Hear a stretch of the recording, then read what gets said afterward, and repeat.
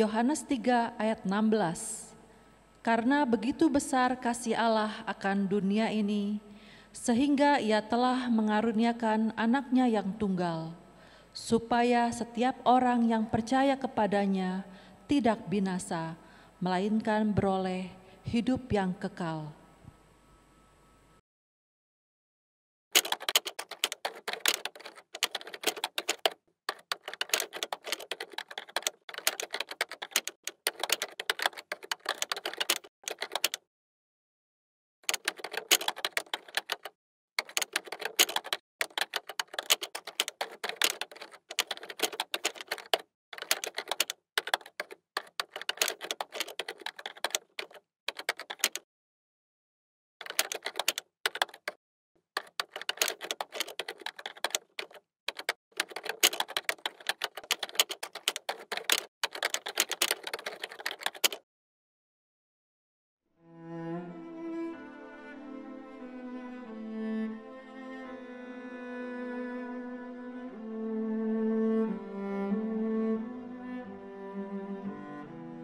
Hendaklah kamu dalam hidupmu bersama menaruh pikiran dan perasaan yang terdapat juga dalam Kristus Yesus, yang walaupun dalam rupa Allah tidak menganggap kesetaraan dengan Allah itu sebagai milik yang harus dipertahankan, melainkan telah mengosongkan dirinya sendiri dan mengambil rupa seorang hamba, dan menjadi sama dengan manusia. Dan dalam keadaan sebagai manusia, Ia telah merendahkan dirinya dan taat sampai mati, bahkan sampai mati di kayu salib.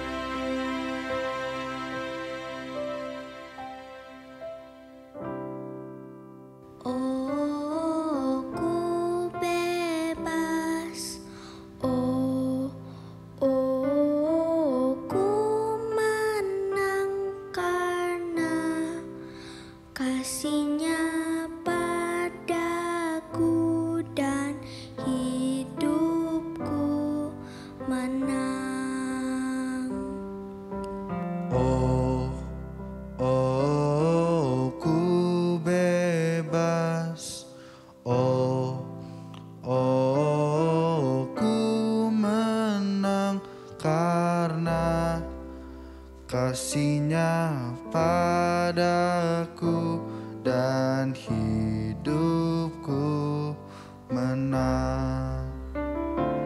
Oleh darah Yesus ku bebas, kuasa-Nya di Kalvari. Oleh darah Yesus ku bebas dan hidupku menang.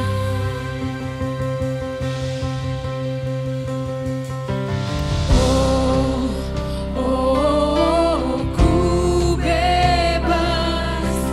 Oh, oh, ku menang karena kasih-Nya padaku dan hidupku menang.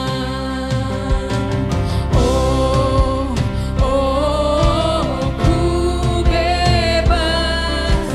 Oh, oh, ku menang karena kasih-Nya padaku dan hidupku menang. Oh, oh, ku bebas, amin. Oh, oh, ku menang karena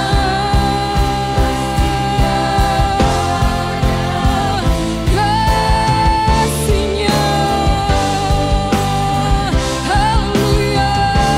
Oleh darah Yesus ku bebas, kuasa-Nya di Kalvari.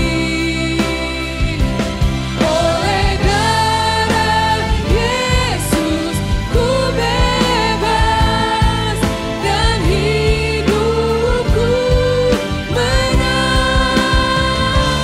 Oleh darah Yesus ku bebas, kuasa-Nya di Kalvari.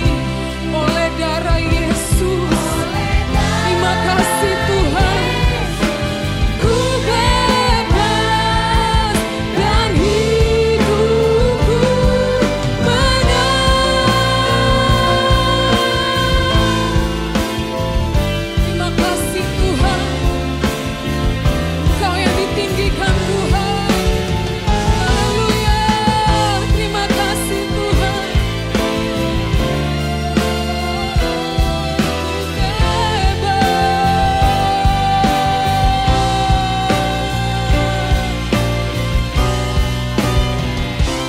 Oleh darah Yesus ku bebas, kuasa-Nya di Kalvari. Terima kasih Tuhan Yesus. Oleh darah Yesus ku bebas dan hidupku menang. Terima kasih Tuhan. Engkau yang membebaskan kami Tuhan. Engkau yang datang untuk menyelamatkan kami Tuhan.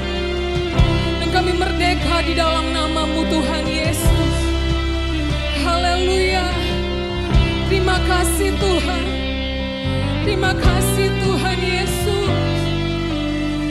Haleluya. Oh, the blood of Jesus. Amen. Oh, the blood of Jesus. Oh, the blood of Jesus. It was as white as snow. Oh, the blood of Jesus. Oh, the blood of Jesus. Amen. Oh, the blood of Jesus. Oh, the blood of Jesus.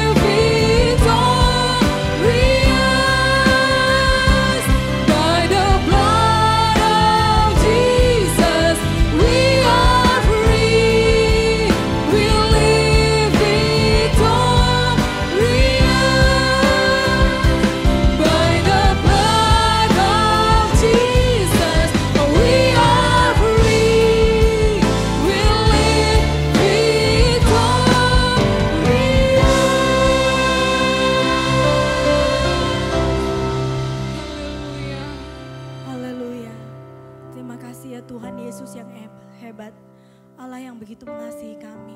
Kami mengucap syukur untuk anugerah keselamatan yang sudah Engkau berikan. Keselamatan yang hanya ada di dalam Engkau ya Bapa. Terima kasih Tuhan memberkati ibadah Jumat Agung saat ini. Biar setiap hati bisa menikmati dengan sukacita, dengan berkat yang daripada Tuhan. Dalam nama Tuhan Yesus Kristus kami sudah berdoa. Amin. Matius 26 ayat 38 sampai 39. 40, 41, dan 45. Lalu katanya kepada mereka, hatiku sangat sedih, seperti mau mati rasanya. Tinggallah di sini dan berjaga-jagalah dengan aku. Maka ia maju sedikit, lalu sujud dan berdoa, katanya, ya Bapakku, jikalau sekiranya mungkin, biarlah cawan ini lalu daripadaku. Tetapi janganlah seperti yang ku kehendaki, melainkan seperti yang Engkau kehendaki.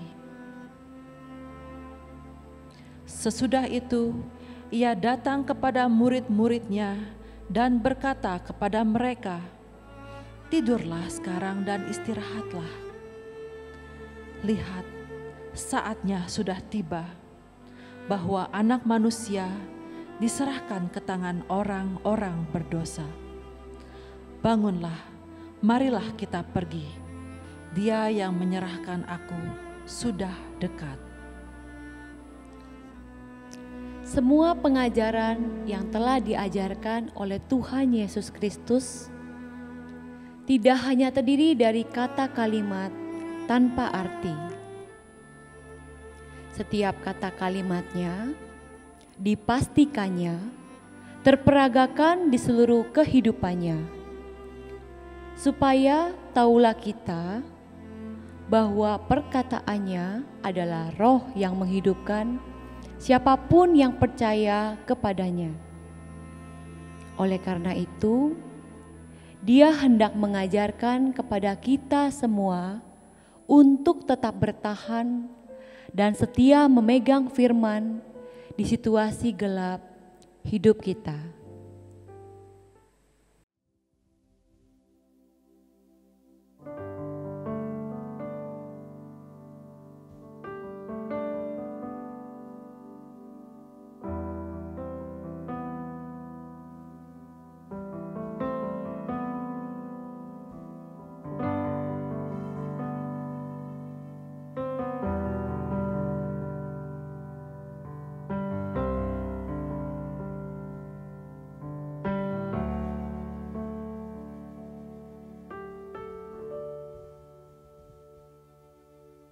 Ada tempat yang mulia, anugerah-Mu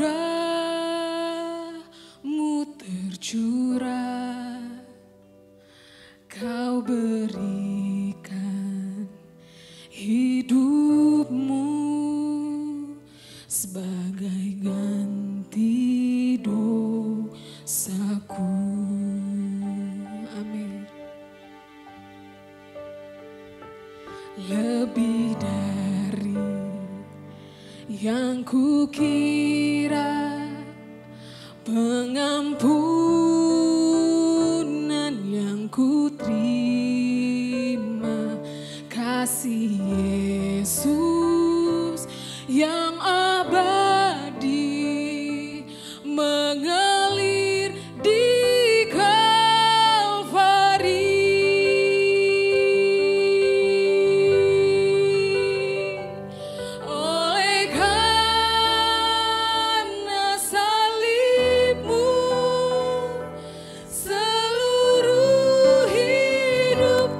Milikmu Tuhan, darah-Mu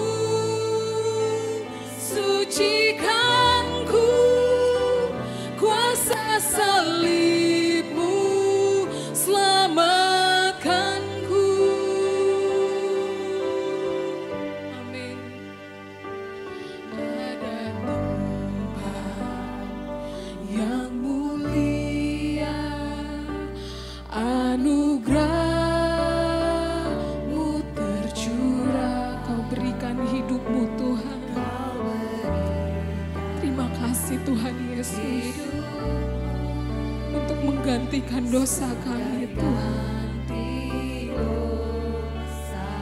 Terima kasih Tuhan. Lebih dari yang kukira, pengampunan yang kuterima, kasih Yesus yang abadi mengalir di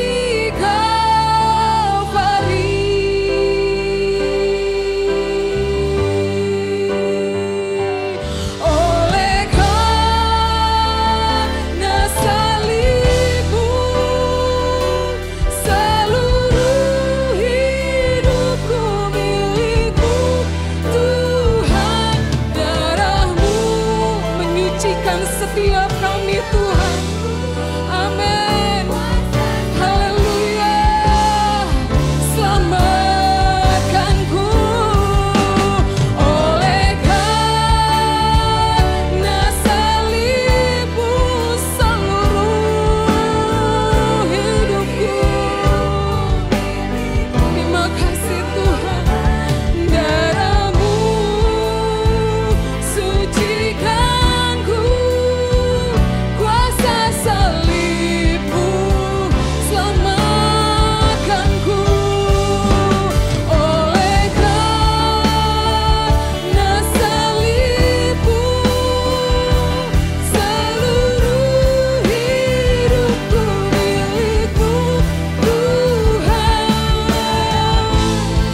Katakan dengan iman kami Tuhan, Engkau yang telah menyucikan kami Tuhan. Haleluya. Dengan segenap hati-Mu, oleh karena salib-Mu seluruh hidupku. Amin. Haleluya Tuhan. Darah-Mu sucikan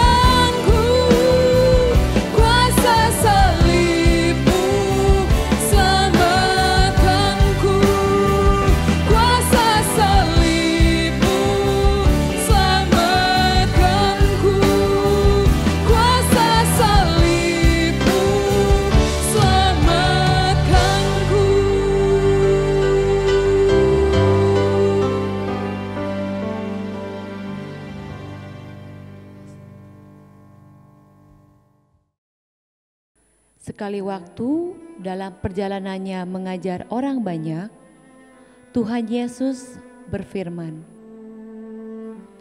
Lukas 21 ayat 16 sampai 19. Dan kamu akan diserahkan juga oleh orang tuamu, saudara-saudaramu, kaum keluargamu, dan sahabat-sahabatmu. Dan beberapa orang di antara kamu akan dibunuh. Dan kamu akan dibenci semua orang oleh karena namaku. Tetapi tidak sehelai pun dari rambut kepalamu akan hilang. Kalau kamu tetap bertahan, kamu akan memperoleh hidupmu. Sahabat, seringkali kita mengikuti Tuhan Yesus hanya karena menginginkan berkat-berkat-Nya saja. Dan apabila kita diperhadapkan untuk memilih menderita karena kebenaran, banyak kita melarikan diri, meninggalkan Allah dan firman-Nya. Padahal justru berkat terbesar kita dalam mengikuti Tuhan Yesus adalah menderita karena namanya. Sebab di sanalah Tuhan Yesus melingkupi kita dengan kuasa-Nya.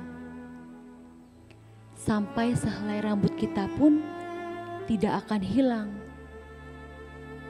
Kita hanya harus tetap bertahan, sabar, dan setia kepada firman-Nya. Maka kita akan keluar lebih dari pemenang atas setiap situasi yang kita hadapi.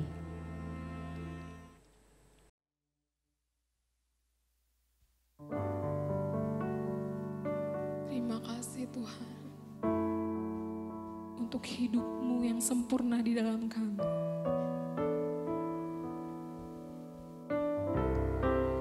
Haleluya.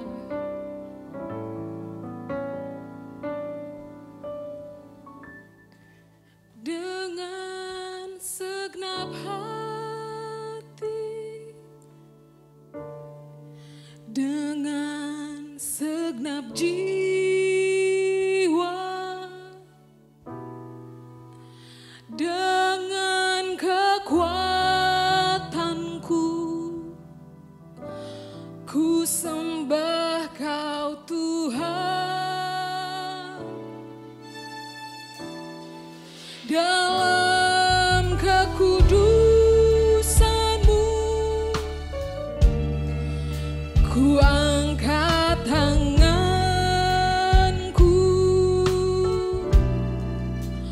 ku rindu selalu dalam hadirat-Mu.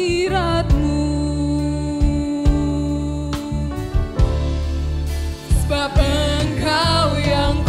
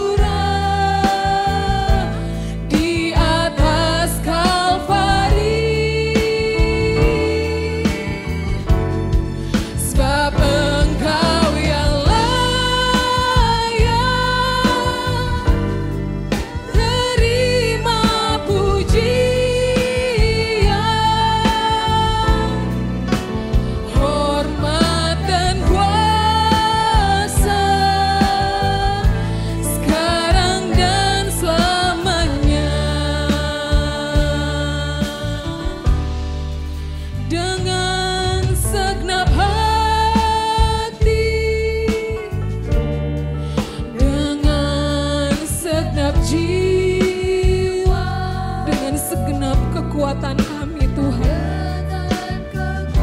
Terima kasih Tuhan Yesus. Ku sembah Kau Tuhan. Dalam kekudusan-Mu kami angkat tangan kami. Sebab Engkau yang layak terima sembah dan pujian Tuhan.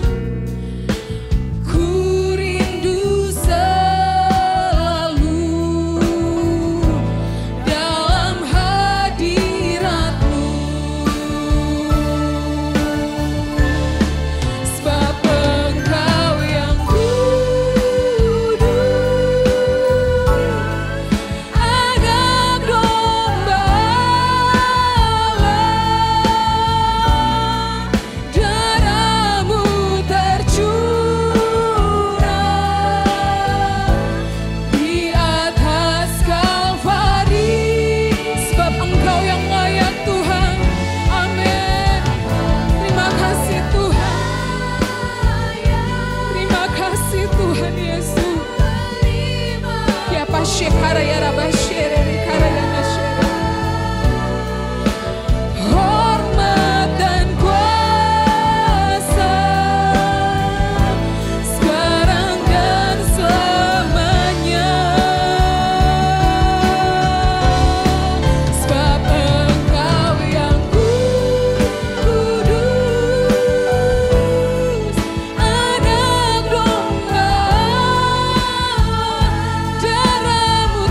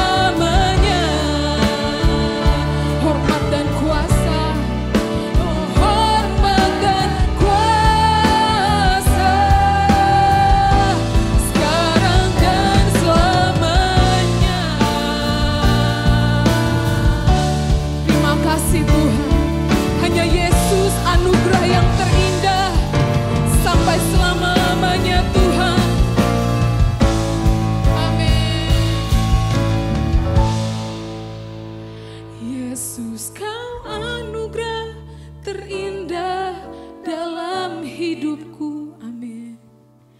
Kau sungguh berarti di setiap jalanku, dan anugerahmu selalu mempesonaku. Yesus, kau terbaik, Yesus, kau termanis di dalam hidupku. Yesus, kau anugerah terindah.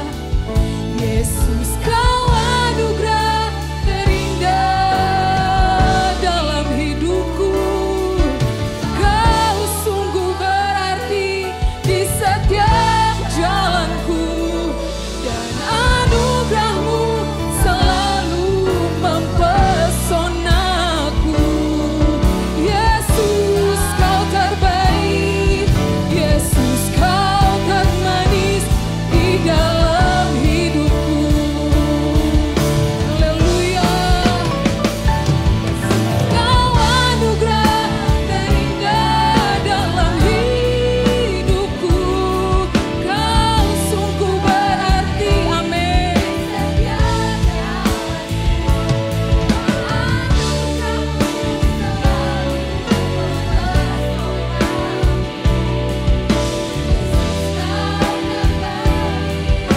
Yesus, kau termanis di dalam hidupku. Yesus, kau anugerah terindah dalam hidupku. Kau sungguh berarti di setiap jalanku, dan anugerahmu selalu mempesonaku.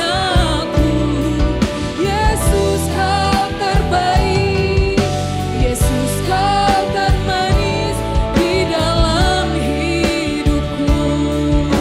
Yesus, kau terbaik, Yesus, kau termanis di dalam hidupku. Yesus, kau terbaik, Yesus, kau termanis di dalam hidupku.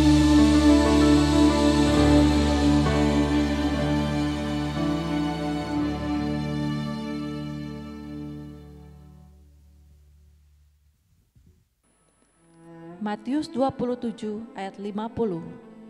Yesus berseru pula dengan suara nyaring, lalu menyerahkan nyawanya.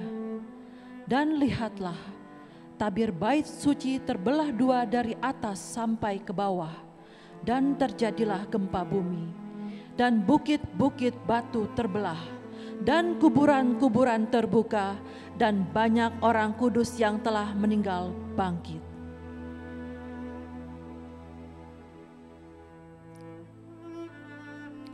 Tuhan Yesus telah menyerahkan nyawanya untuk kita semua. Siksa dan derita tetap dijalankan dengan kasih-Nya tanpa batas.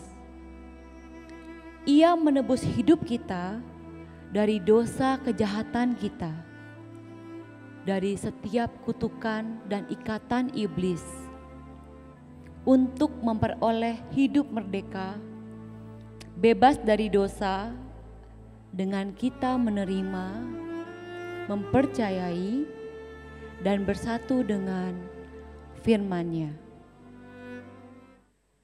1 Yohanes 3 ayat 16. Demikianlah kita ketahui kasih Kristus, yaitu bahwa Ia telah menyerahkan nyawanya untuk kita. Jadi kita pun wajib menyerahkan nyawa kita untuk saudara-saudara kita. Inilah firman yang Tuhan Yesus berikan. Roh Kudus menopang dan memimpin kita untuk menjalankannya. Kasih Allah yang ada dalam hidup kita harus lebih besar dari perasaan dan pikiran kita. Maka dalam hal mengasihi sesama, harga diri,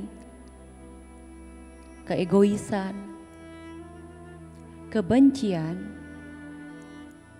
dendam, iri hati, tawar hati, sudah tidak ada lagi. Kita bisa mengasihi dan mendoakan musuh kita. Kita mau saling mendukung dan menopang sesama kita. Sehingga anugerah yang kita terima adalah hidup dalam kemerdekaan, bebas dari kebencian dan ketidaknyamanan hati. Kita ditenggelamkan dalam kolam kasih Allah yang tiada batasnya. Oleh karena itu, sebagaimana Allah rela memberikan nyawanya karena kasih, maka kita pun wajib untuk hidup saling mengasihi sama seperti Kristus telah hidup. Pada akhirnya, respon terbaik kita terhadap apa yang telah dilakukan Tuhan Yesus Kristus bagi kita dalam penyelamatan dan pemberian hidupnya di dalam kita haruslah memunculkan kesadaran di dalam diri ini, yaitu bahwa hidup kita adalah milik Kristus.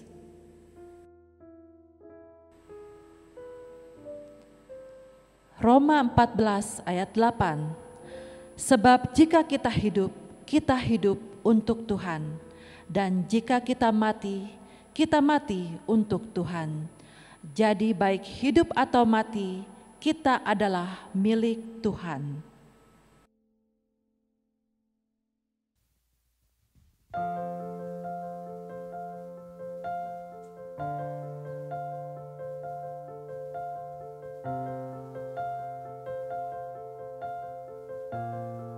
Terima kasih Tuhan.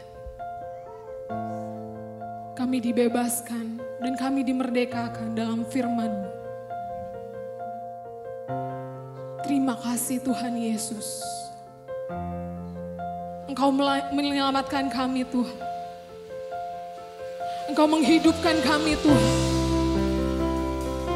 Engkau memberikan kami kuasa yang sama seperti Engkau yang punya Tuhan.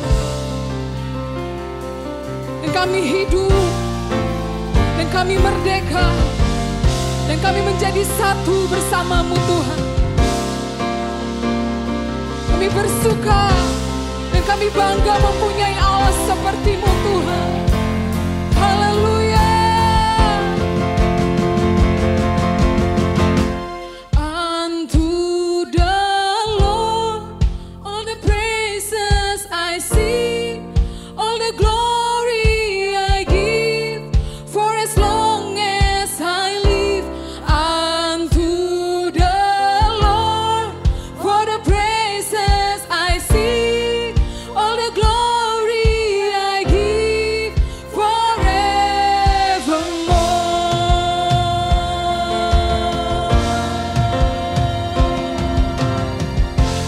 Unto the Lord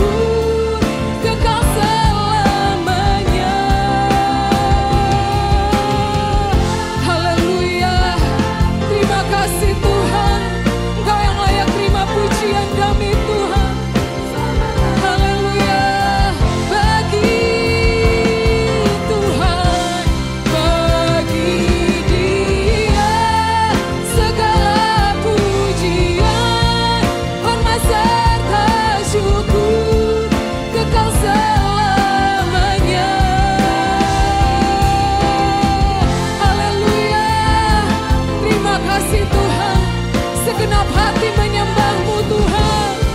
Oh, haleluya. Bagi Dia segala pujian, hormat serta syukur kekal selamanya.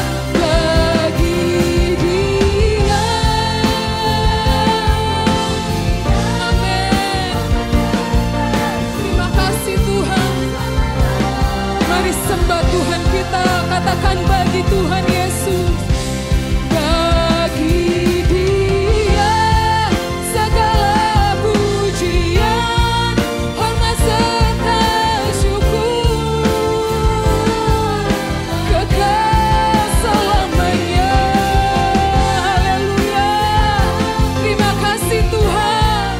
Hormat serta syukur selama-lamanya. Selama-lamanya. Selama-lamanya.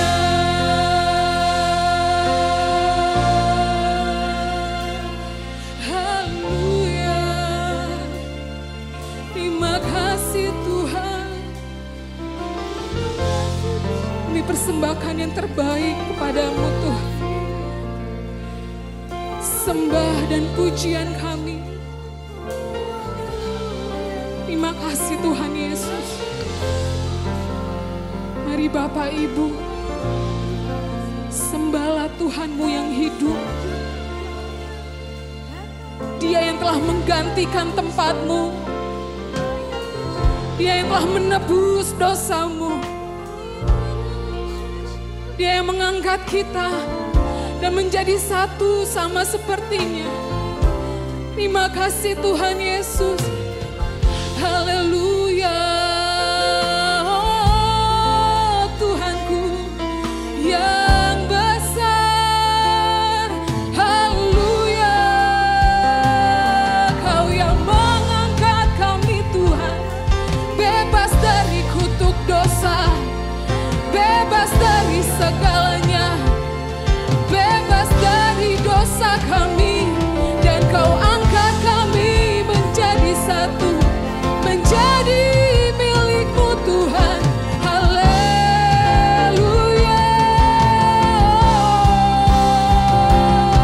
Haleluya.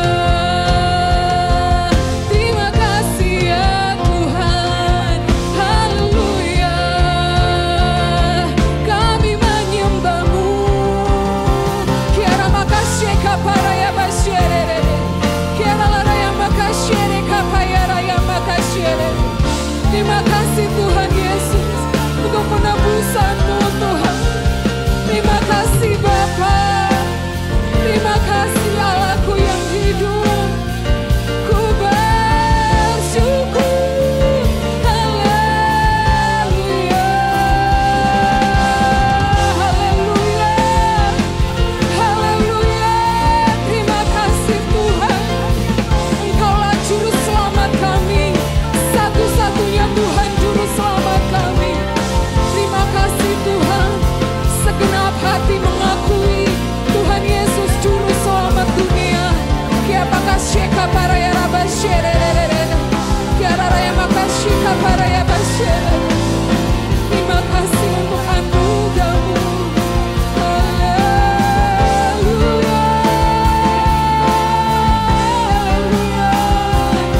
Terima kasih Tuhan.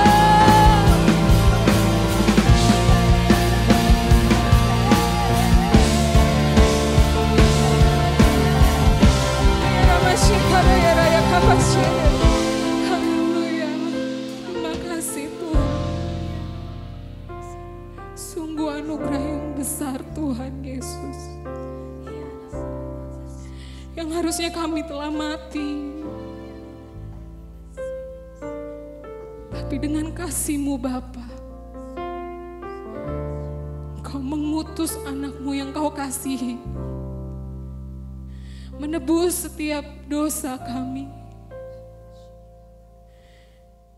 sehingga kami menjadi ciptaan baru. ciptaan-Mu yang berharga Tuhan. Terima kasih Tuhan Yesus. Sungguh kami menikmati karya penebusan-Mu. Kami menikmati karya penebusan-Mu. Sehingga bukan kami lagi yang hidup, melainkan Kristus yang hidup di dalam kami. Engkaulah yang layak terima pujian kami Tuhan. Dengan segenap hati kami. Bagi Dia segala pujian, hormat serta syukur kekal selamanya. Bagi Dia segala pujian, hormat serta syukur sampai selama-lamanya Tuhan.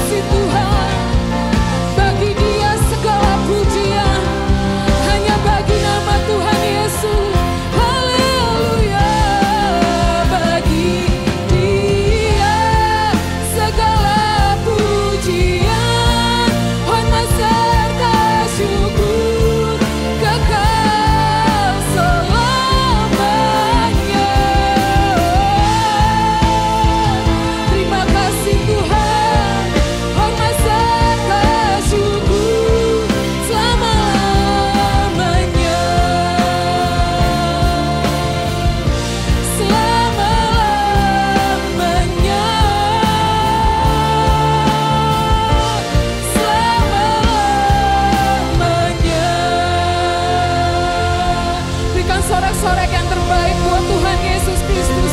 Haleluya, terima kasih Tuhan. Haleluya, terima kasih Allah yang hidup. Terima kasih Tuhan Yesus.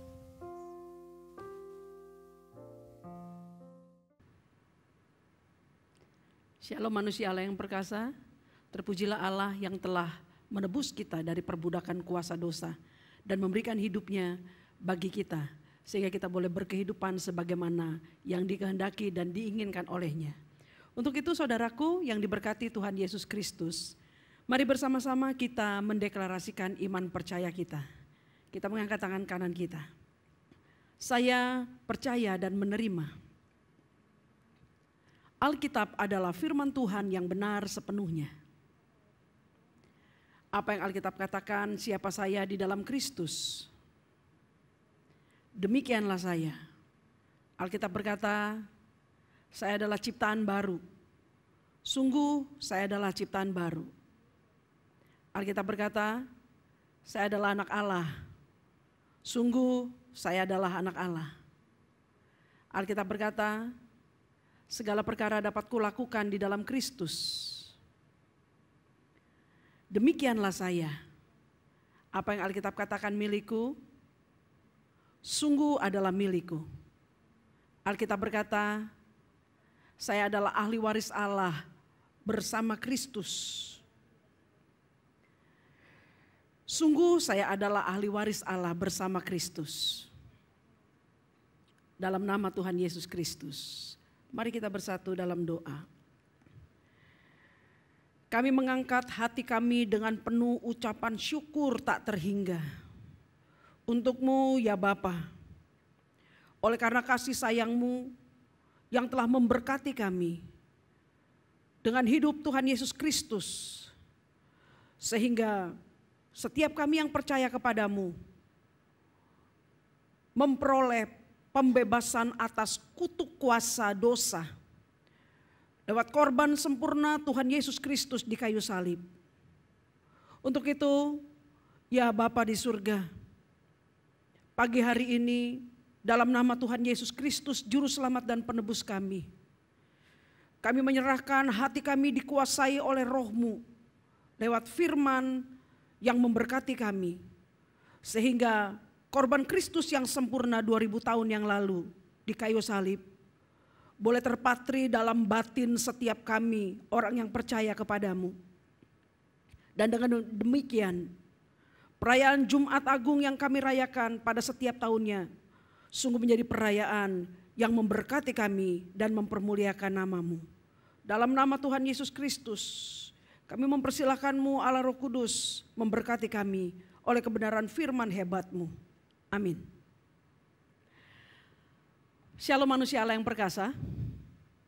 Ketaatan atau kepatuhan secara mutlak telah dianggap sebagai bagian yang paling tidak menyenangkan oleh manusia yang memiliki kehendak bebas.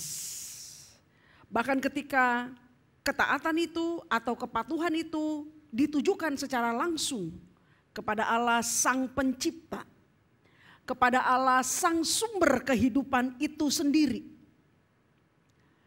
Sebab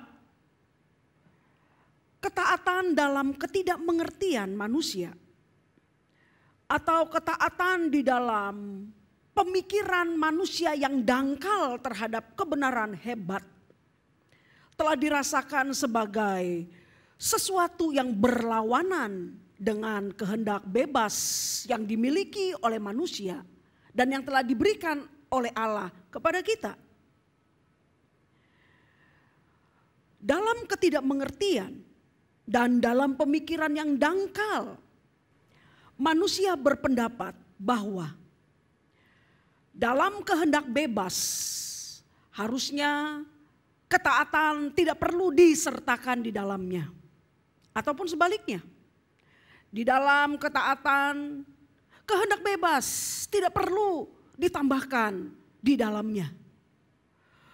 Oleh karena itu saudaraku yang diberkati Tuhan Yesus Kristus, di dalam ketidakmengertian manusia akan kebenaran ini, Kejadian pasal 3 ayat 1 sampai dengan 24 telah menjadi catatan kelam dalam sejarah kehidupan manusia di sepanjang perjalanannya, di mana ketaatan berjumpa dengan kehendak bebas. Dan di sana tertulis bahwa ketaatan kepada Allah melalui perintah atau firman-Nya telah dilanggar atas nama kehendak bebas. Ketika telah dicatat di dalam Kejadian pasal 3 ayat 1 sampai dengan 24 ini, bagaimanakah manusia, dalam hal ini Adam sebagai kepala manusia, secara sadar telah membuat pilihan untuk mengikuti perkataan iblis ketimbang mengikuti perkataan Allah yang maha baik dan maha hebat itu. Ketika Tuhan mengatakan jangan makan buah pohon yang dilarang olehnya, tetapi Adam telah membuat keputusan atas nama kehendak bebas untuk melanggar apa yang telah difirmankan Tuhan kepadanya. Kejadian pasal 2 ayat 16 berkata, lalu Tuhan Allah memberi perintah ini kepada manusia. Semua pohon dalam taman ini boleh kau makan buahnya dengan bebas. Ayat 17, tetapi pohon pengetahuan tentang yang baik dan yang jahat itu janganlah kau makan buahnya. Sebab pada hari engkau memakannya, pastilah engkau mati. Namun kemudian pasal 3 ayat 6 kitab Kejadian memberitahukan kepada kita pernyataan yang terjadi pada peristiwa di masa lampau itu. Perempuan itu melihat bahwa pohon itu, pohon pengetahuan baik dan jahat yang telah dilarang oleh Allah itu, bahwa pohon itu baik untuk dimakan dan sedap kelihatannya. Lagi pula pohon itu menarik hati karena memberi pengertian. Lalu ia mengambil dari buahnya dan dimakannya dan diberikannya juga kepada suaminya yang bersama-sama dengan dia. Dan suaminya pun memakannya. Saudara yang diberkati Tuhan Yesus Kristus, dari sini kita bisa melihat dengan sangat jelas bagaimanakah dalam ketidakmengertian manusia, ketaatan dan kehendak bebas ditanggapi dalam sikap kehidupan yang salah. Dari apa yang telah kita baca dalam kitab Kejadian tadi, kita menemukan seolah-olah kehendak bebas yang telah diberikan Allah kepada manusia telah menjadi semacam ancaman dalam tanda kutip bagi ketaatan manusia kepadanya. Untuk itu sekarang pertanyaan pentingnya bagi kita adalah, benarkah demikian? Benarkah bahwasanya ketika Allah menciptakan manusia dengan segala kemampuannya termasuk memberkati manusia dengan kehendak bebas, pada kemudian harinya apa yang telah dipercayakan, dianugerahkan Allah kepada manusia itu menjadi semacam bumerang yang kemudian menghantam Allah sebagai pencipta manusia dan juga merugikan manusia dan membuat manusia menderita sebagai ciptaan Allah. Benarkah demikian? Ketika kehendak bebas dan ketaatan kepada Allah secara mutlak, ternyata mereka tidak bisa bertemu dalam satu jalur yang diperkenankan oleh Allah dan yang memberkati manusia itu sendiri. Saudaraku yang diberkati Tuhan Yesus Kristus, kesimpang siuran, ketidakmengertian manusia akan kebenaran ini haruslah disingkapkan secara jelas oleh terang firman Tuhan, supaya setiap kita manusia ciptaan Allah, terlebih umat yang percaya kepadanya, bisa benar-benar memahami apakah yang dikehendaki Allah berkaitan dengan anugerahnya kepada manusia, yaitu kehendak bebas, dan berkaitan ketetapan yang telah ditetapkan oleh Allah dalam firman-Nya akan ketaatan setiap umat yang percaya kepada Dia mutlak. Bagaimanakah kita bisa memahami kebenaran ini? Hal itu menjadi amat sangat penting bagi kita. Sebab ketika kita tidak memahami kebenaran ini, bagi umat Allah tak jarang kita seringkali mencurigai Allah, tidak mempercayai Allah dan firman-Nya. Seolah-olah Allah dan firman-Nya tidak cukup benar, tidak cukup baik dibandingkan dengan pendapat, pertimbangan, pemikiran kita. Padahal kita sangat terbatas. Ketidakmengertian akan kebenaran pribadi Allah yang hebat inilah yang kemudian membentuk sebuah sikap, pola hidup dan gaya hidup umat Allah yang tidak bersedia diatur oleh firman Allah. Sama seperti peragaan Adam dan Hawa di Taman Eden yang telah kita baca kisahnya pada Kejadian pasal 2 dan pasal 3 itu. Di mana kita menemukan apa yang diperagakan oleh manusia pertama sungguh tidak menjadi kesaksian yang memberkati kita semua. Dan tidak menjadi kesaksian yang mempermuliakan nama Allah Sang Pencipta itu. Olehnya sahabat yang diberkati Tuhan Yesus Kristus, dalam kasih sayang panjang sabar Allah yang maha hebat itu. Allah telah memberitahukan kepada kita dalam pimpinan Allah Roh Kudus sebuah pelajaran penting berkaitan dengan apa yang tadi sudah saya perbincangkan dalam pendahuluan kebenaran firman Tuhan ini. Bagaimanakah kehendak bebas ketika dia harus berjumpa dengan ketaatan mutlak kepada Allah, Sang Pencipta dan Pemberi hidup itu? Bisakah keduanya berjalan beriringan? Ataukah memang keduanya tidak bisa berjalan beriringan, selalu saling berlawanan, sebagaimana yang telah diperagakan Adam dan Hawa dalam Kejadian pasal 3.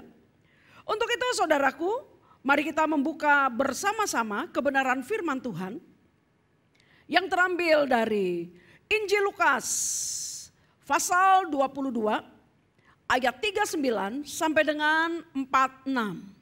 Lukas 22 ayat 39 sampai dengan 46.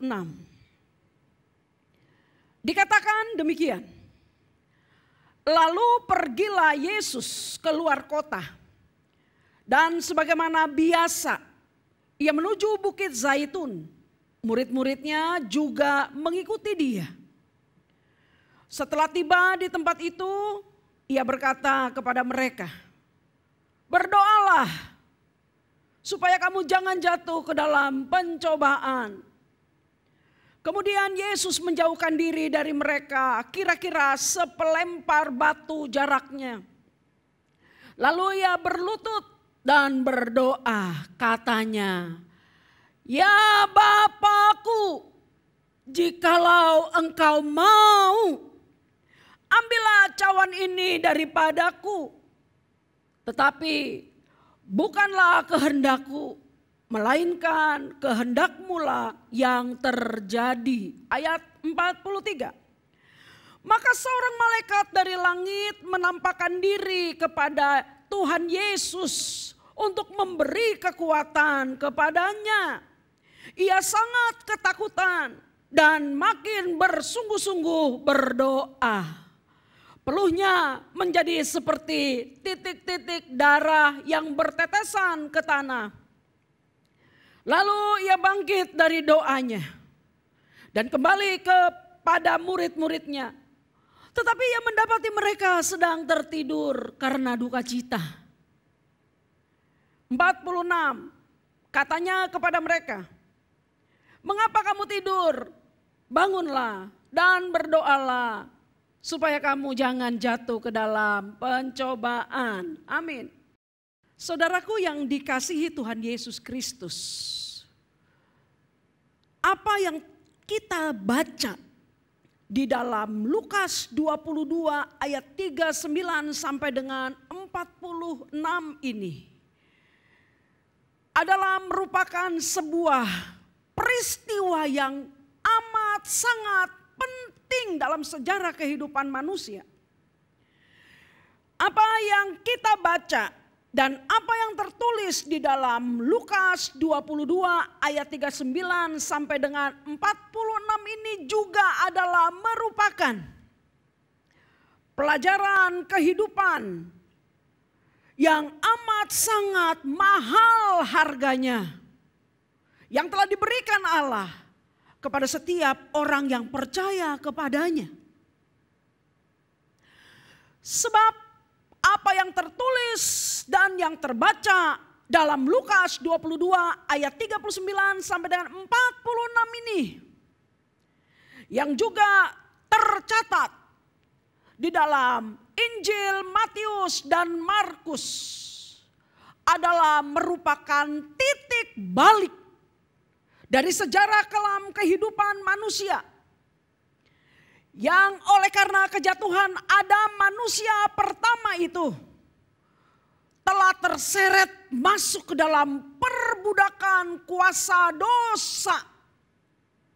Sehingga setiap manusia keturunan Adam, dia bersedia atau tidak, suka atau tidak, mereka terlahir dalam keadaan berdosa. Sebagaimana yang telah dialami oleh Adam yang jatuh ke dalam dosa itu. Dan apa yang kita lihat dan kita dengar dalam peristiwa Getsemani yang dicatat di dalam Lukas, Matius, Markus ini memberikan kepada kita suatu pelajaran kebenaran yang luar biasa. Kalau saya mau mengistilahkannya, sahabat,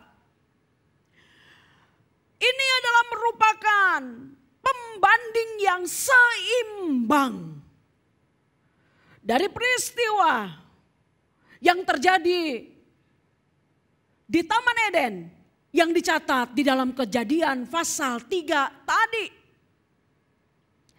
Ini adalah merupakan pembanding yang seimbang. Kalau Kejadian pasal 3 kita menemukan manusia jatuh ke dalam dosa. Namun di dalam kebenaran yang kita baca dalam Injil Lukas, kita akan menemukan sebuah hasil yang berbeda dari hasil yang diceritakan, dikisahkan dalam peristiwa Taman Eden di Kejadian pasal 3 itu. Dua-duanya adalah merupakan pembanding yang seimbang untuk kasus ketika ketaatan kepada Allah harus berjumpa dengan kehendak bebas manusia. Ini adalah merupakan dua peristiwa yang sama. Dan sekalipun memiliki hasil yang jauh berbeda. Oleh karena itu saya mengatakan bahwa yang tertulis di dalam Lukas 22 ayat 39 sampai dengan 46 ini adalah merupakan titik balik dari sejarah kelam manusia yang telah jatuh ke dalam dosa. Oleh karena apa yang telah dilakukan Adam di Taman Eden. Apa yang sama dari kedua peristiwa ini? Yang pertama adalah kisah ini terjadi menyuguhkan dua pribadi sama-sama manusia dan sama-sama tidak berdosa. Sama-sama manusia dan sama-sama tidak berdosa. Sadarkah kita, saudara, ketika pertama kali Allah menciptakan Adam, Adam tercipta tanpa dosa. Dia bebas melakukan pilihannya tanpa tekanan dari siapapun. Berbeda ketika dia telah jatuh ke dalam dosa. Dia tidak bisa berkata kepada kehendak Allah dan apa yang baik, iya.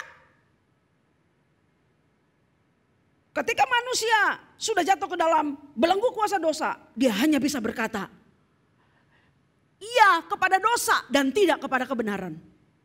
Namun dalam keadaannya yang tanpa dosa, manusia bisa melakukan apapun tanpa paksaan, tekanan dari siapapun.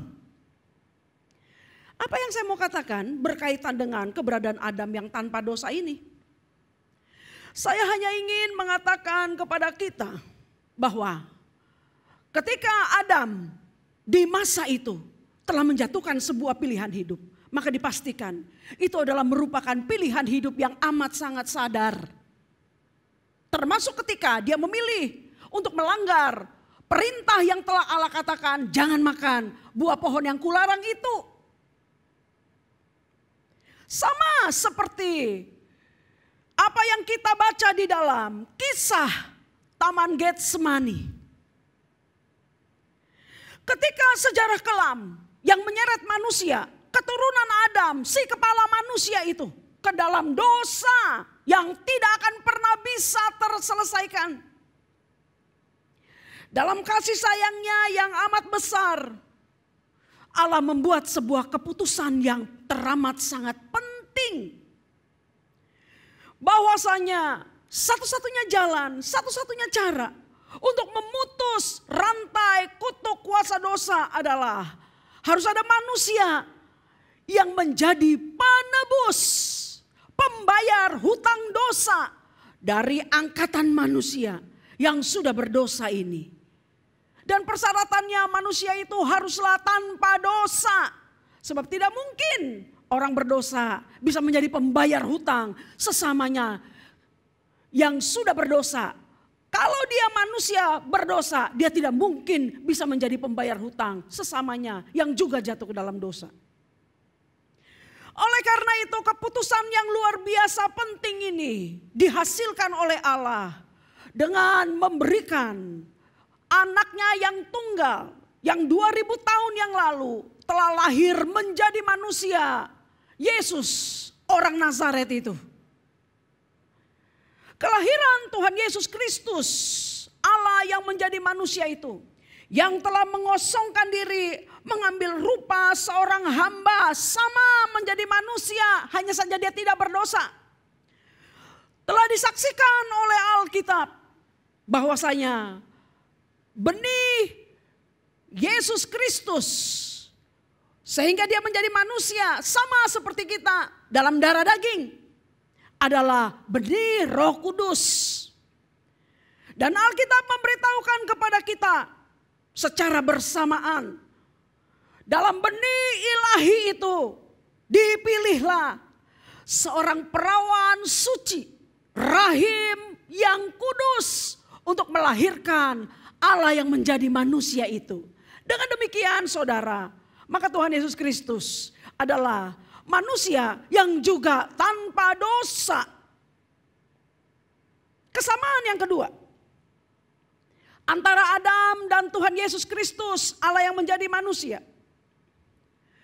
Dua-duanya menghadapi ujian terhadap ketaatan mereka.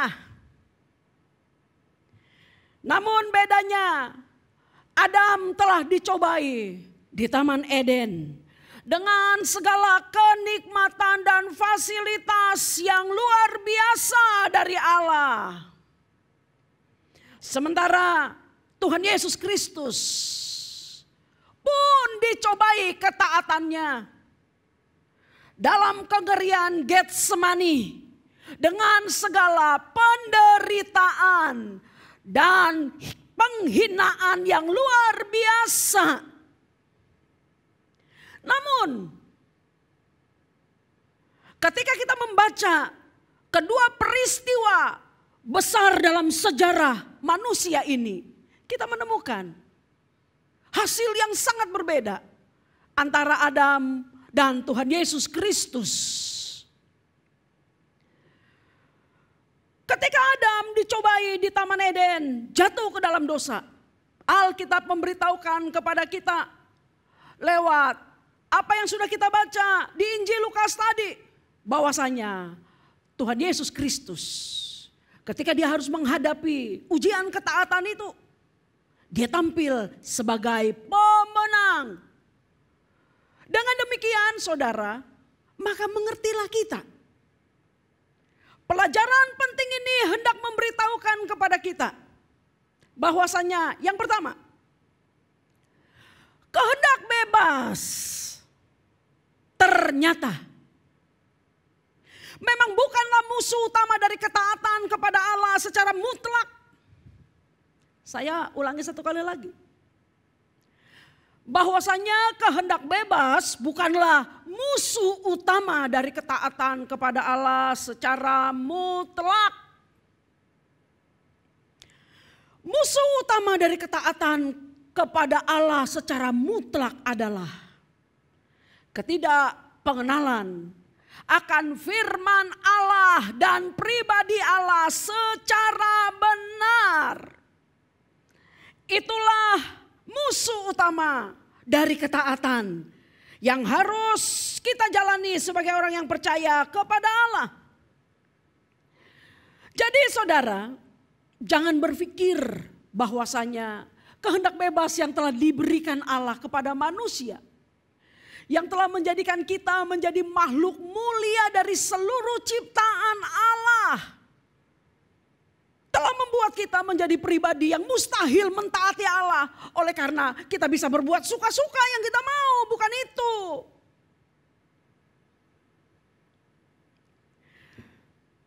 Yang menjadi musuh utama ketika kita harus berjalan di dalam ketaatan mutlak kepada Allah. Oleh karena kita adalah ciptaannya. Oleh karena kita adalah umat yang dikasihinya.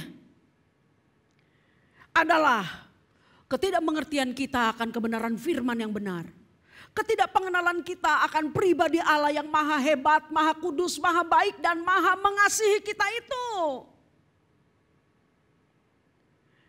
Maka pertumbuhan kerohanian menjadi kunci utama dalam berjalan di koridor ketaatan kepada Allah dan firman-Nya. Mengapa bisa demikian? Pernahkah kita berpikir, mengapakah pertumbuhan kerohanian sangat penting dalam urusan ketaatan, dalam urusan berjalan bersama-sama dengan Allah, dalam urusan berjalan beriringan dengan Allah. Mengapakah pertumbuhan kerohanian menjadi sesuatu yang amat penting? Atau mengapakah pengenalan secara benar firman Allah, pribadi Allah yang maha hebat itu menjadi sesuatu yang sangat penting? Alasannya sangat sederhana.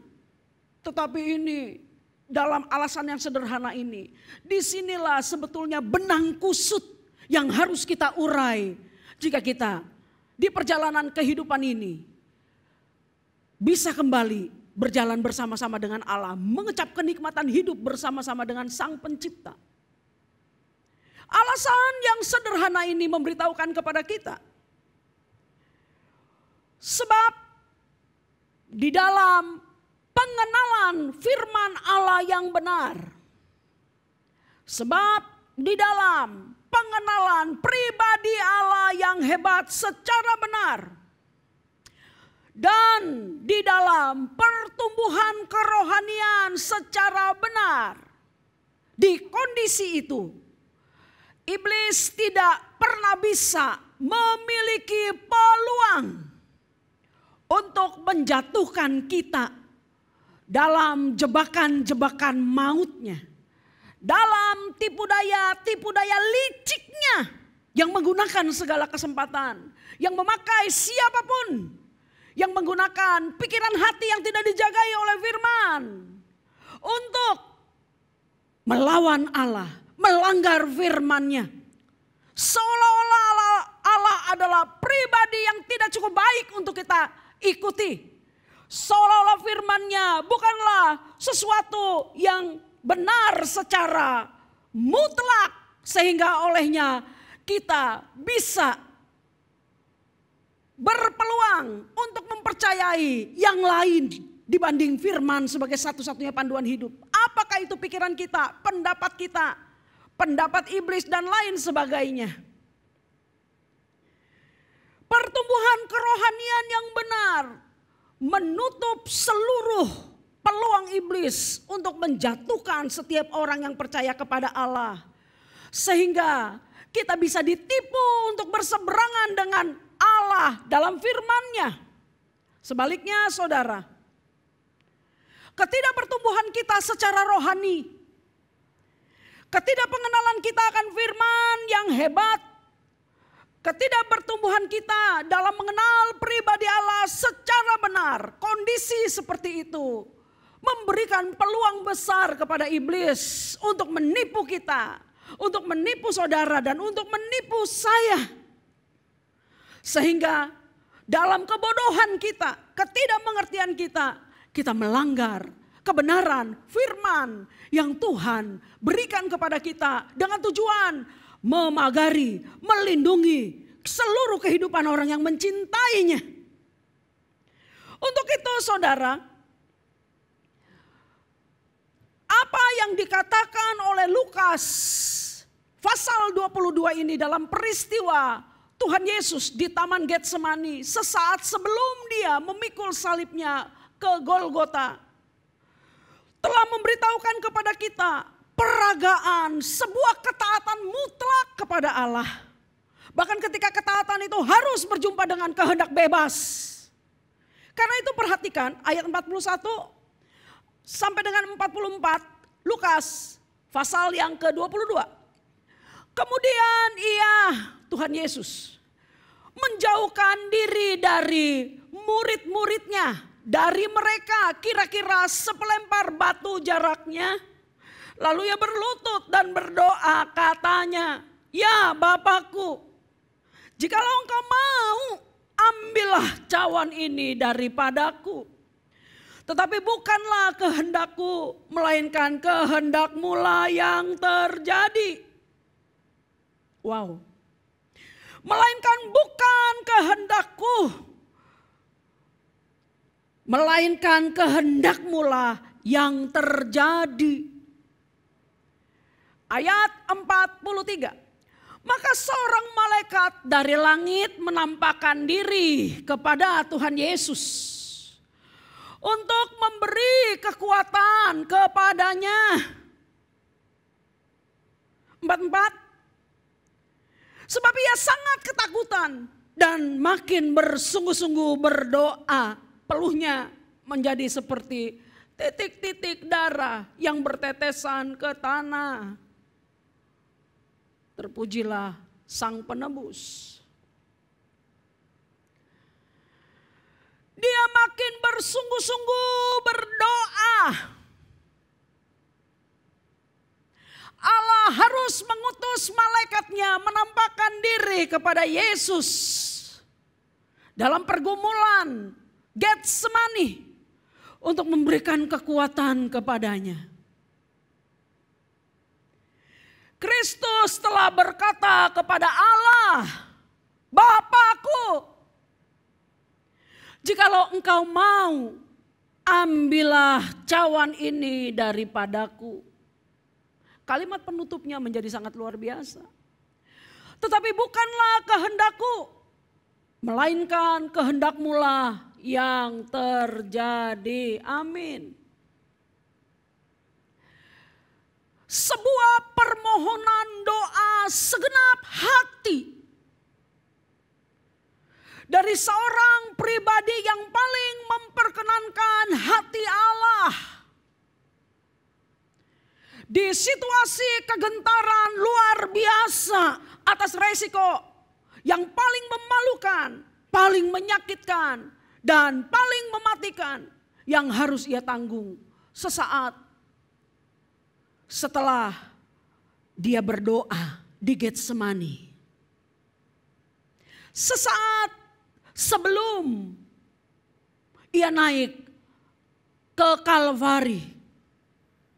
Apakah yang telah ditakutkan oleh Tuhan Yesus Kristus?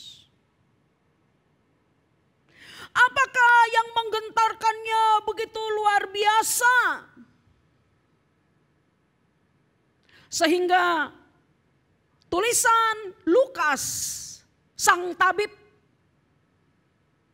dalam pimpinan Roh Kudus memberikan sebuah gambaran bahwa peluh Tuhan Yesus ketika dia sedang berdoa menjadi seperti titik-titik darah yang bertetesan ke tanah. Ini adalah merupakan gambaran secara kejiwaan bagi seseorang yang mengalami stres yang luar biasa, depresi yang luar biasa menekannya. Apakah yang begitu ditakutkan? Apakah yang begitu dikhawatirkan oleh seorang anak Allah dalam doanya, oleh seorang pribadi yang paling memperkenankan hati Bapa? Apakah yang paling ditakutkannya? Jangan berkata, cambukannya Bu. Jangan juga berkata, kasarnya dan beratnya kayu salib, besarnya paku yang nantinya akan menusuk tangannya, yang nantinya akan menusuk lambungnya tikaman tombak itu. Jangan juga berkata pahitnya pengkhianatan para murid. Jangan juga berkata pahitnya dusta mahkamah agama dan orang-orang yang memang dipersiapkan untuk memfitnah Tuhan Yesus Kristus. Dalam kehebatannya, kemahakuasaannya, dia tahu semuanya. Dan dia tidak gentar sedikit pun untuk hal itu. Lantas apakah yang sedang ditakutkannya? Kengirian yang paling tidak bisa diterimanya, ditanggungnya. Yang membuatnya begitu menderita adalah keterpisahannya dengan Allah Bapanya di surga. Sekalipun hanya sesaat di kayu salib. Sekalipun hanya sesaat di kayu salib. Catat baik-baik saudara. Sekalipun hanya sesaat di kayu salib. Sebab ketika Tuhan Yesus Kristus naik ke atas kayu salib. Di atas kepalanya lah ditumpahkan seluruh dosa umat manusia untuk ditanggungnya. Dan detik yang sama, dia tidak bisa bersatu dengan Allah. Di kondisi itu menanggung dosa telah menjadikannya dosa di hadapan Allah. Sebagaimana yang dikatakan 2 Korintus 5 ayat 21. Dia yang tidak mengenal dosa telah dibuatnya menjadi dosa karena kita. Supaya dalam dia kita dibenarkan oleh Allah. Di keadaan terkutuk karena menanggung dosa seluruh dunia itulah Bapa tidak bisa bersatu dengan Kristus. Namun ketidakbersatuan Allah Bapanya dengan dirinya ketika dia harus naik ke kayu salib memikul seluruh dosa umat manusia. Sekalipun hanya sesaat bagi Kristus. Itu adalah penderitaan yang paling mengerikan. Oleh karena dia benar-benar mengetahui. Dia benar-benar menyadari. Dia benar-benar paham betul. Manusia tanpa Allah useless. Tidak ada gunanya kecuali menderita, kecuali hancur, kecuali terkutuk. Di situasi itulah, di kesadarannya itulah, Kristus hendak memberitahukan kepada kita dalam peragaan doa segenap hatinya, dalam ketakutan yang luar biasa, supaya kita pun boleh memahami apakah yang menjadi alasan sehingga Kristus begitu takut ketika dia harus menghadapi salib yang akan ditanggungnya. Sehingga kita boleh mengambil sebuah sikap yang sama. Jangan pernah menginginkan keterpisahan dari Allah sebagai sang sumber hidup. Sebab keterpisahan dari sang sumber hidup sama dengan kematian bagi kita. Amin.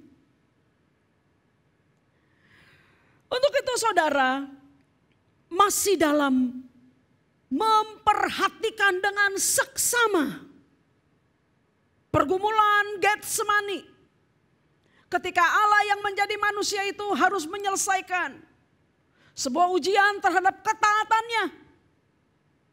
Yang harus berhadapan dengan kehendak bebas yang ia miliki. Apakah di sana kita bisa menemukan bahwasanya kehendak bebas yang dimiliki oleh semua manusia tak dimiliki oleh Tuhan Yesus? Sehingga salib menjadi semacam ketaatan apa boleh buat. Karena memang tidak ada pilihan yang Tuhan Yesus bisa ambil. Benarkah demikian? Tentu saja tidak. Sebab sekiranya ketika Tuhan Yesus memilih mentaati Bapanya, dalam pilihan itu dia telah kehilangan atau dia tidak diberikan kehendak bebas untuk memilih oleh Bapa. Maka pilihannya untuk mati di kayu salib adalah merupakan ketaatan yang cacat. Sebab itu adalah merupakan sebuah paksaan yang tidak dikehendakinya. Benar? Namun ketika keputusan untuk mentaati Bapa dalam pergumulan Getsemani telah diambil oleh Tuhan Yesus Kristus. Kemudian dia menjatuhkan pilihannya untuk mentaati Bapanya. Sebagaimana dalam kalimat doanya, tetapi bukan kehendakku melainkan kehendak-Mu yang terjadi. Ketika Tuhan Yesus memutuskan tanpa paksaan siapapun dalam kehendak bebasnya untuk mentaati Allah dengan segenap hati, maka apa yang telah dilakukan Tuhan Yesus Kristus menjadi sebuah bukti nyata dari kemenangan atas nama kehendak bebas yang berjumpa dengan ketaatan mutlak kepada Allah sebagai satu-satunya yang harus kita abdi. Kristus melakukannya. Dan apa yang telah dilakukannya itu, saudara, diinginkannya, dirindukannya untuk diteruskan kepada siapapun yang percaya kepadanya, termasuk Anda dan saya. Katakan amin. Tak ada paksaan di sana. Tuhan Yesus memiliki seluruh kehendak bebasnya. Kalau kita mengingat apa yang dicatat di dalam Yohanes 12 ayat 27. Ketika Tuhan Yesus masuk ke Yerusalem, kemudian dia dilulukan, Hosana, Hosana bagi anak Daud. Ketika dia memasuki Yerusalem dengan sorak-sorai mereka yang menyambutnya. Di sana Tuhan Yesus mengucapkan sebuah kalimat menakjubkan, membuktikan kepada kita. Dia memang memilih secara sadar atas nama kehendak bebas untuk mentaati Allah Bapanya. Dalam segala firman yang telah diberikan kepadanya. Yohanes 12 ayat 24 dulu. Aku berkata kepadamu, sesungguhnya jikalau biji gandum tidak jatuh ke dalam tanah dan mati, ia tetap satu biji saja. Tetapi jika ia mati, ia akan menghasilkan banyak buah. Dia sedang berbicara tentang kematiannya di kayu salib yang memang harus terjadi. Yohanes 12 ayat 27 kemudian berkata begini. Yesus mengatakan ucapan ini. Sekarang jiwaku terharu. Apakah yang hendak ku katakan? Bapa, selamatkanlah aku dari saat ini. Maksudnya dari penderitaan atas nama salib untuk memikul seluruh dosa manusia yang berdosa. Yang harus dia tanggung dan selamatkan itu. Bapa, selamatkanlah aku dari saat ini. Tidak, sebab untuk itulah aku datang ke dalam saat ini. Dia tidak akan mundur untuk berjalan terus mentaati apa yang sudah Bapa katakan, rencanakan, berikan kepadanya dalam tugas, dalam misi menyelamatkan manusia dari dosa. Atau masih ingatkah kita? Ketika Matius 26 ayat 52 sampai dengan 53. Mengkisahkan penangkapan Tuhan Yesus di Getsemani. Setelah Tuhan Yesus berdoa. Di sana ketika gerombolan orang-orang yang iri hati, penguasa yang memang tidak menyukai Tuhan Yesus Kristus yang telah dipakai iblis, dihasut untuk menangkap Tuhan Yesus, mendatanginya. Bersama dengan para serdadu bait Allah, plus di sana ada Yudas. Si murid yang mengkhianati Tuhan Yesus Kristus hanya demi uang. Ketika mereka datang mengadakan penangkapan ilegal atau semena-mena ini. Apa yang dikatakan Matius 26? Petrus kemudian mengeluarkan sebilah pedang dan dia menetakkan, memotong telinga salah satu hamba imam besar. Apa yang dilakukan Petrus adalah merupakan sebuah usaha membangkitkan semangat berjuang. Baik di antara teman-temannya, terlebih bagi Tuhan Yesus Kristus gurunya. Karena Petrus sadar kalau Tuhan Yesus mau, dia sanggup melakukan apapun. Karena itu dia berusaha memancing dengan cara demikian. Namun apa yang dilakukannya mendapat teguran keras dari Tuhan Yesus. Matius 26 ayat 52. Tuhan Yesus berkata kepada Petrus, maka kata Yesus kepadanya, masukkan pedang itu kembali ke dalam sarungnya. Sebab barang siapa menggunakan pedang akan binasa oleh pedang. 53. Atau, ini yang hebat saudara.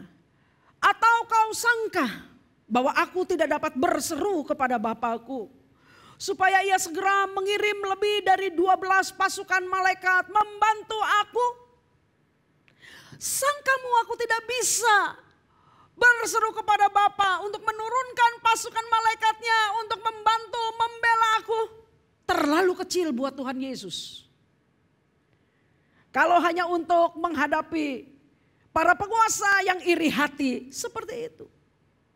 Namun dia tahu salib adalah sebuah jalan satu-satunya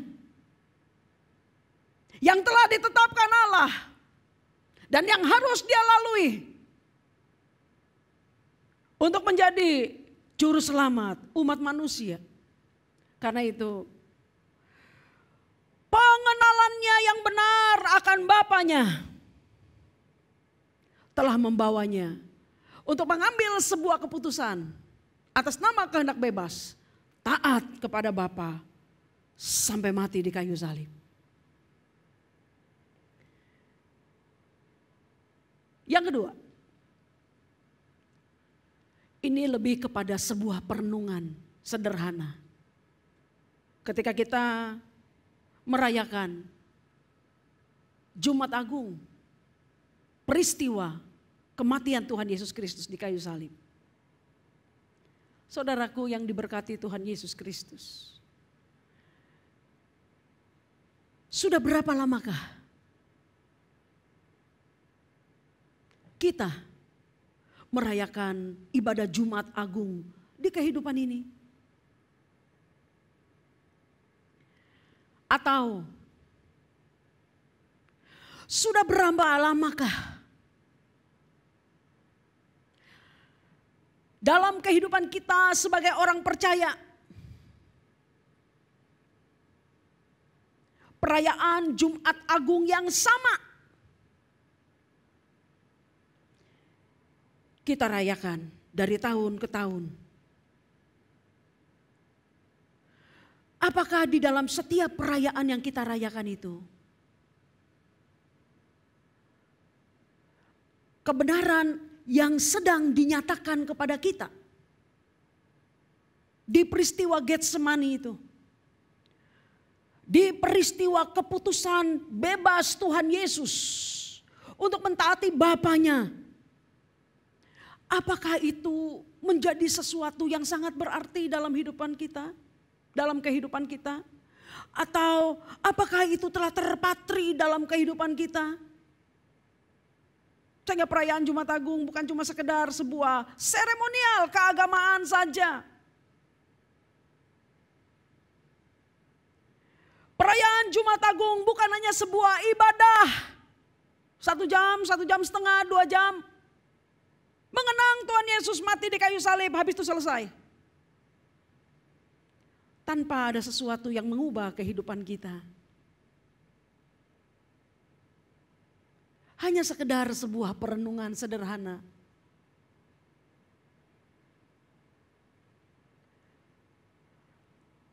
Sebab ketika setiap kali perayaan Jumat Agung itu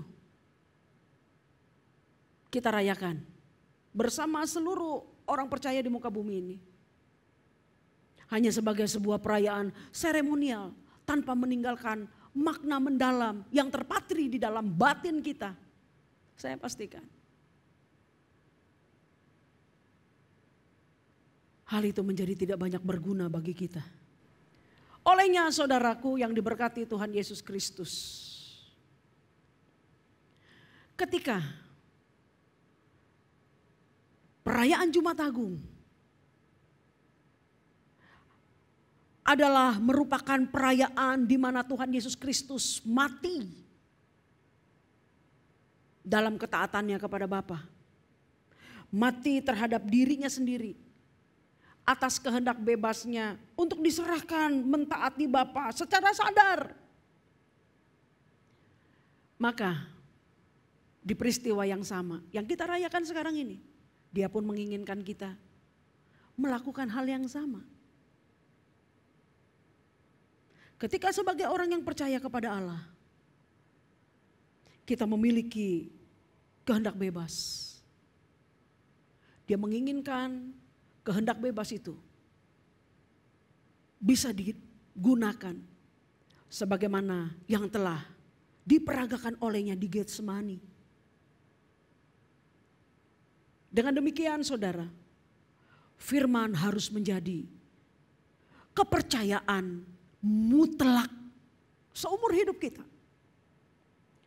Dan doa harus menjadi sebuah tempat mengembangkan manusia batiniah kita untuk mengenal satu-satunya Allah yang benar. Supaya ketika Jumat Agung dikumandangkan pada hari ini, kita pun mengumandangkan peristiwa yang sama. Kalau Kristus telah mati bagi dosa untuk menebus kita, maka bagian kita ketika kita merayakan perayaan yang sama ini, kita pun telah memberikan seluruh hidup kita untuk mati bersama-sama dengan Kristus, mencintai dan mentaati Bapa seumur hidup kita. Akhirnya selamat merayakan Jumat Agung dan selamat merayakan kematian kita dalam Tuhan Yesus Kristus. Tuhan memberkati. Amin. Mari kita tunduk kepala. Engkau memberkati kami Tuhan. Dengan hati yang mengasihi-Mu. Dengan hati yang menyadari. Kematian-Mu adalah kematian kami. Terhadap keakuan. Dan menyerahkan seluruh hidup kami untuk dipimpin dan dituntun oleh kebenaran firman-Mu. Di sanalah mentaati Bapa dan firman-Nya bukan lagi merupakan sebuah paksaan, tapi merupakan sebuah kebahagiaan sebab kami tahu Engkau satu-satunya sumber hidup kami. Engkau satu-satunya kesukaan kami. Terima kasih Tuhan untuk korban sempurna-Mu di kayu salib. Dalam nama Tuhan Yesus Kristus. Amin.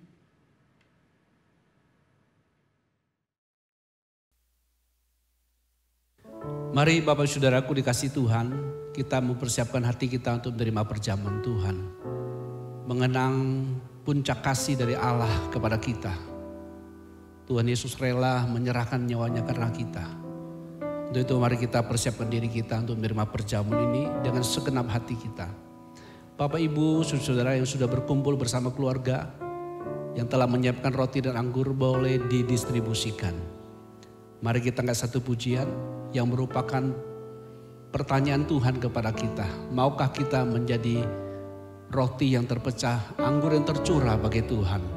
Kemudian mari kita meresponinya dengan mengatakan, kita mau jadi roti yang terpecah, anggur yang tercurah bagi Tuhan. Mari kita angkat pujian ini. Haleluya. Maukah kau jadi roti yang terpecah bagiku?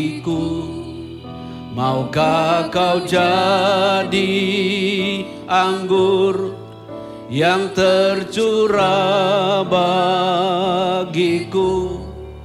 Maukah kau jadi saksi, memberitakan Injilku, melayani, mengasihi lebih sungguh. Mari kita beri respon, katakan, aku mau jadi roti yang terpecah bagimu. Aku mau jadi anggur yang tercurah bagimu. Aku mau jadi saksi, memberitakan Injilmu, melayani, mengasihi lebih sungguh. Musik saja dengan lembut. Mari Bapak Ibu Saudaraku dikasihi Tuhan, angkat roti dan anggur di atas kepala kita masing-masing. Kemudian kita akan bersatu dalam doa. Bapa di surga, di tangan kami masing-masing ada roti dan anggur yang menunjuk kepada tubuh dan darah Tuhan Yesus. Bapa yang mulia, kuduskan dan berkatilah. Jadi alat anugerah di tangan-Mu, sehingga ketika kami makan dan minum, sungguh roh kami dikuatkan, jiwa kami disegarkan, tubuh kami disehatkan. Olehnya turunlah anugerah dari Bapa dalam kuat kuasa Roh Kudus, di dalam nama Tuhan Yesus. Atas roti dan anggur ini menjadi alat anugerah di tangan Tuhan untuk memberkati kita semua. Amin, amin, amin. Bapak Ibu Saudara-saudaraku dikasihi Tuhan, sebelum kita makan dan minum roti dan anggur ini, ikuti saya ucapkan pengakuan iman ini, kalimat demi kalimat dari segenap hati kita. Dalam nama Tuhan Yesus, saya percaya dan menerima, tubuh Yesus telah dipecah-pecahkan, darah Yesus telah ditumpahkan untuk penebusan, pengampunan dosa-dosa saya. Saya percaya oleh korban Yesus, manusia lama saya telah turut disalibkan. Kuasa dosa telah dihancurkan dari hidup saya. Saya percaya oleh korban Yesus, aku telah menerima hidup kekal, hidup Tuhan, untuk mengabdi, melayani Allah selama-lamanya. Aku percaya oleh korban Yesus, aku telah diberkati dengan segala berkat yang berkelimpahan di dalam Tuhan. Amin. Amin. Bapak Ibu Saudara-saudaraku, angkat roti di atas kepala kita. Dengarkanlah firman Tuhan ini.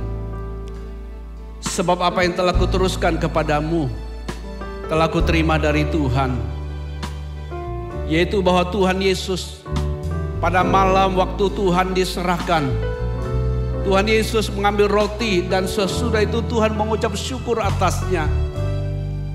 Ia memecah-mecahkan dan berkata, inilah tubuhku yang diserahkan bagi kamu.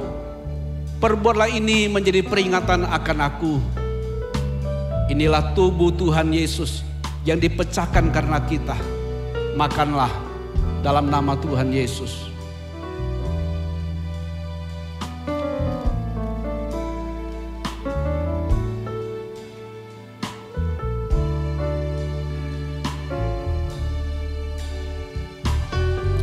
Mari kita angkat cawan di atas kepala kita, saudaraku. Dengarkanlah firman Tuhan ini.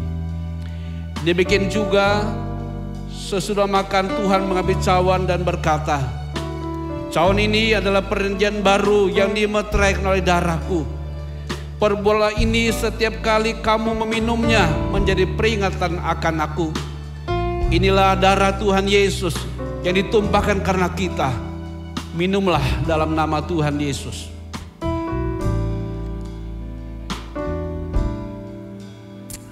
Haleluya, haleluya. Aku mau jadi roti. Haleluya. Aku mau jadi roti yang terpecah bagimu. Aku mau jadi anggur yang tercurah bagimu.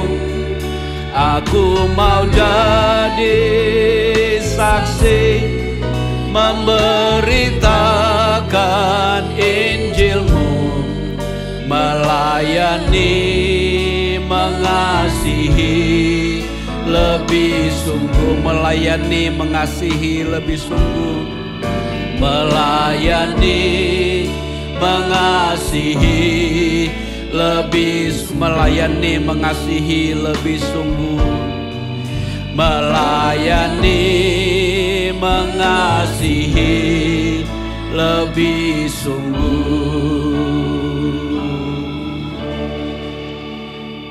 Mari Bapak Saudaraku, kita akan mengakhiri ibadah kita dalam memperingati hari kematian Tuhan Yesus untuk kita semua.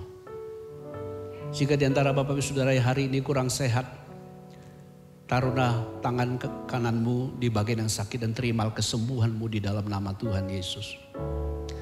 Mari kita bersatu dalam doa. Bapa di surga, terima kasih. Kasih-Mu yang terbesar sudah Kau buktikan bagi kami. Kau menyerahkan nyawa anak-Mu untuk menyelamatkan kami. Untuk melepaskan kami dari belenggu dosa, dari kejahatan, dari kebinasaan. Terima kasih. Dan kami juga bersyukur ketika Kristus Tuhan kami disalibkan. Seluruh sakit, penyakit, dan kelemahan kami telah ditanggung bersama Tuhan. Terima kasih Bapa. Olehnya di dalam nama Tuhan Yesus Kristus, aku perintahkan semua sakit penyakit dari ujung rambut sampai ujung kaki, dan setiap organ tubuh anak-anak Tuhan. Dalam nama Tuhan Yesus Kristus, tinggalkan setiap anak-anak Tuhan. Dalam nama Tuhan Yesus, jadilah sembuh dan jadilah sehat dalam kuat kuasa Roh Kudus. Di dalam nama Tuhan Yesus Kristus yang hidup. Amin. Bapak sekarang ulurkan tanganmu dan teguhkan berkat-Mu atas kami. Para permata hati Tuhan, arahkan hatimu dan terimalah berkat Tuhan. Turunlah segala berkat anugerah yang limpah dari Bapa di surga, cinta kasih dari Tuhan kita Yesus Kristus, dan persekutuan Roh-Nya yang kudus turun ke atas kita semua. Sungguh rohmu dikuatkan, jiwamu disegarkan, tubuhmu disehatkan. Rumah tanggamu dilimpahi dengan berkat dan sejahtera. Pekerjaanmu dilipat gandakan. Studimu diberkati. Dimanapun kau melangkah, engkaulah saksi pengorbanan Allah di dalam Kristus. Menyatakannya kepada banyak orang. Saya nyatakan berkat ini sah. Di dalam nama Tuhan Yesus Kristus yang hidup. Amin. Amin. Bapak Ibu Saudaraku yang dikasihi Tuhan, tetap teguh dalam firman Allah. Sadari, ingat kesatuan kita dalam kematian bersama Kristus. Sehingga seluruh kuasa gelapan, kuasa dosa, tidak ada satupun yang bisa berkuasa di atas kita. Tuhan memberkati kita semua. Sampai ketemu ibadah pada hari Minggu, memperingati hari kebangkitan Tuhan Yesus. Tuhan Yesus memberkati kita semua. Amin.